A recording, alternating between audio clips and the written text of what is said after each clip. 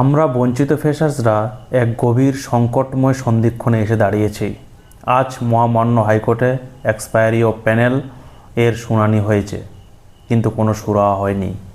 এইদিকে কমিশন আজ কাউন্সেলিং শুরু করে দিয়েছে। মার্চের প্রথম সপ্তাহ থেকে নিয়োগপত্র দেওয়া শুরু হয়ে যাবে। আমাদের ভবিষ্যৎ অন্ধকারে। আমরা যে তিমিরে ছিলাম সেই তিমিরেই থেকে গেছি। কিন্তু আমাদের করণীয় কি?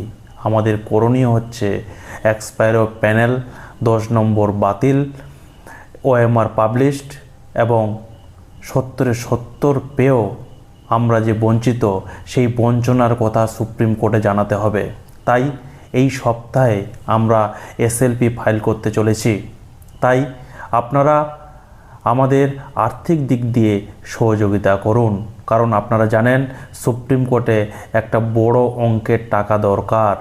তাই এই মহাযুদ্ধে আপনারা আমাদের সহযোগিতা করবেন, কারণ এ লড়াই লড়তে হবে, এ লড়াই জিততে হবে, সত্যের জয় হবেই। ধন্যবাদ।